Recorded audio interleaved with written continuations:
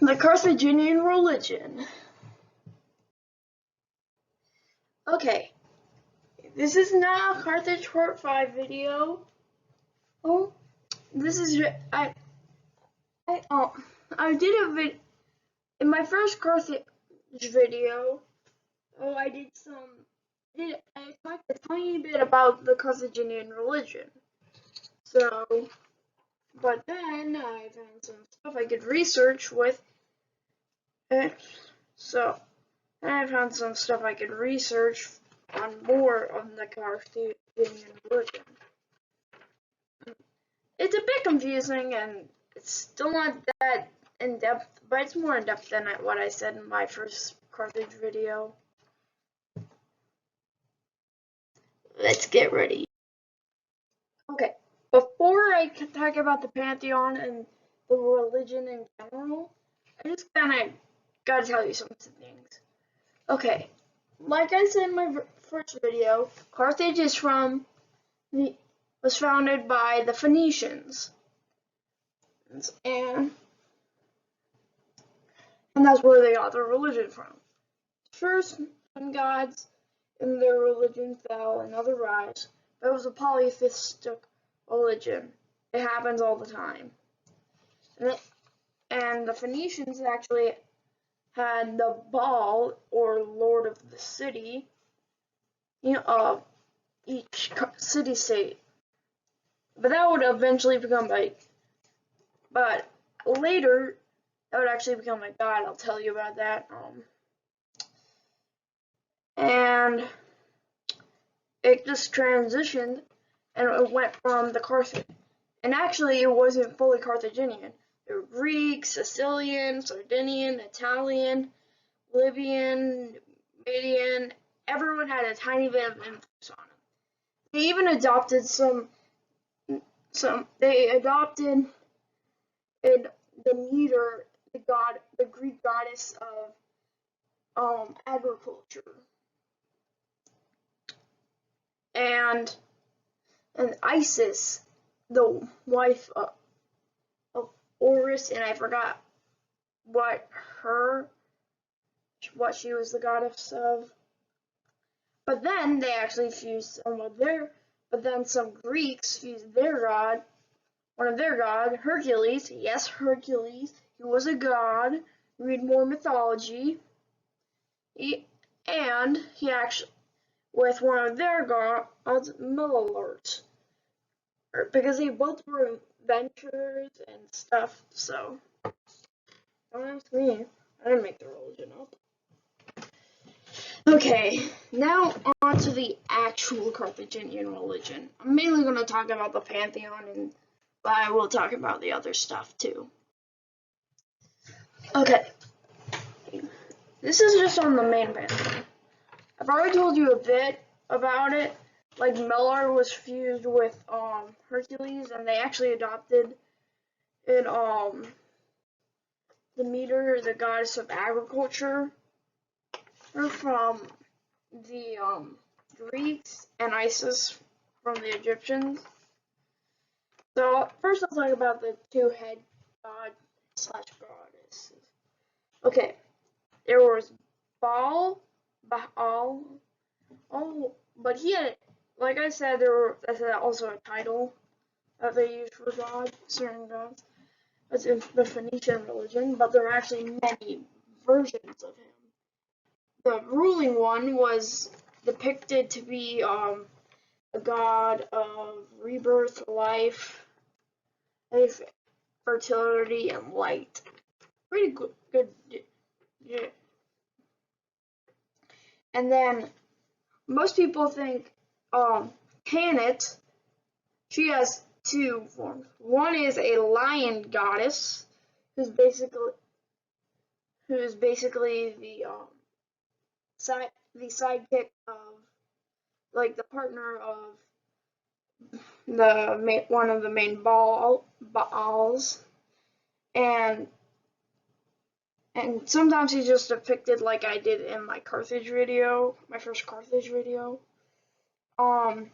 She was kind of the Carthaginian version of Athena. know that much about the other gods that they have.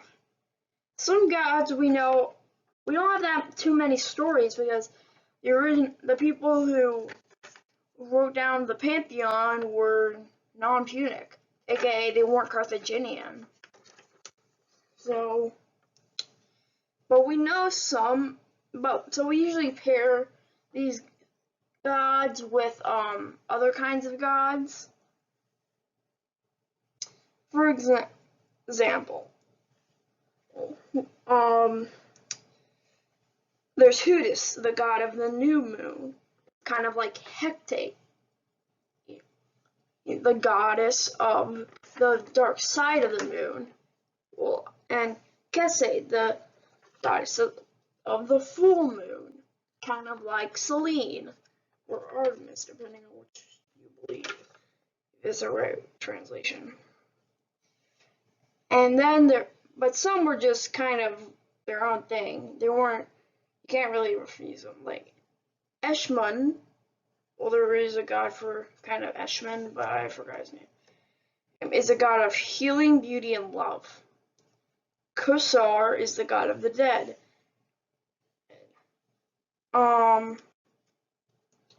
Reshifer is usually reflected as Apollo, but I don't get it because he's the god of thunder, fire, and plague.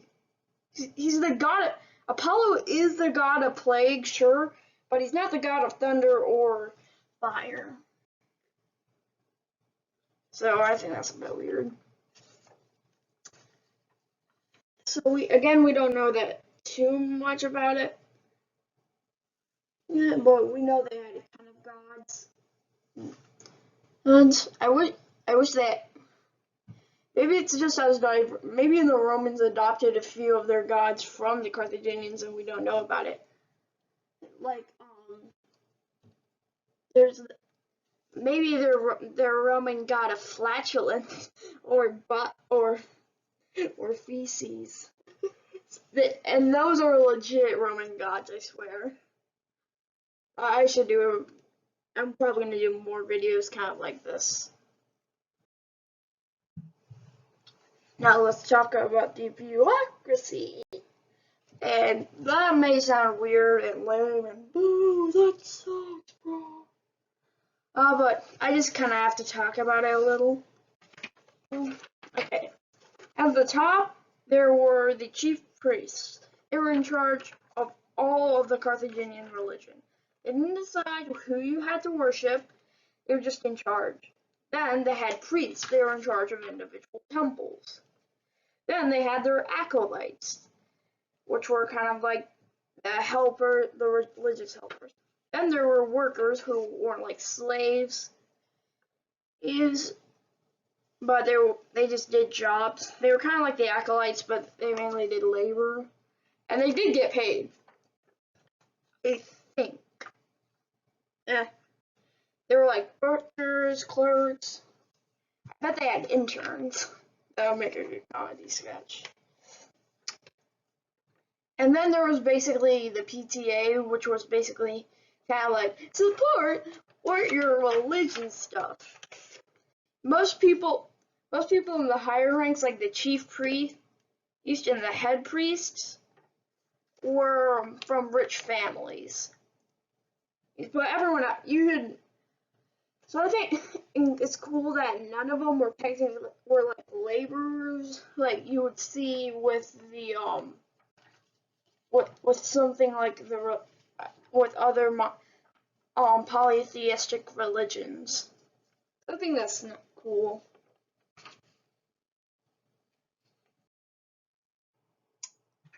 Okay, I'll talk about kind of where the gods were, where the Carthaginians thought the gods were, and how they worshipped. Okay, first I'll talk about where they were. The Carthaginians actually believed that they were all around them.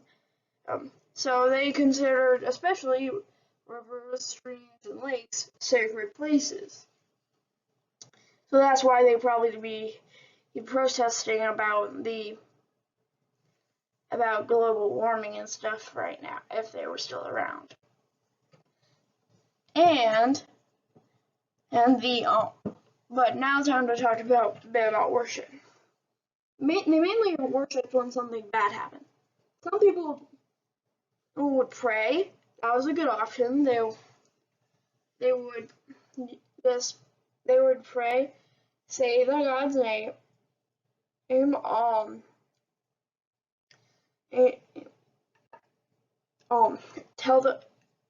say their title. Well, tell them why they should help them. And then I'm guessing say like amen or something. 2 would be an offering. These next 2 ones you probably would do with help of an acolyte or priest of some sort. Or an offering is when you would give you would offer a god one of your some thing to eat, like bread or food or a precious item. And no, the churches wouldn't, those temples wouldn't keep it. Well, I don't think they did. They would just leave them out and just kind of assume that when it rotted, or if when they rotted, it kind of just evaporated. The gods took it, or at least took it in spirit. And then the last one, sacrifice. Okay, don't turn off. It's not that bad. Most of the time, they just sacrificed animals. I swear. And since they left fire, they usually burned them, so at least it wouldn't be like constantly stabbing them to death.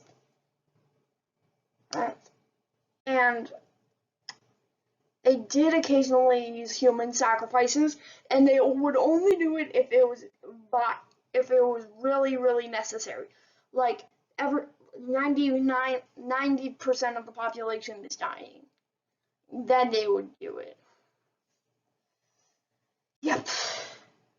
At least they weren't savages like their Greeks who said, who sacrificed, like, they didn't sacrifice stuff on the regular basis. Like, if something went bad, they would sacrifice some blood from a person, or just kill a sheep or an ox or something. So yeah, that's kind of how their worshiping system worked. Hopefully one day we'll be able to, thank you for watching. Hopefully one day we'll be able to find in the text that was written by a Punic source. I'm sorry that this video was kind of short. I just don't have that much information. Thank you for watching.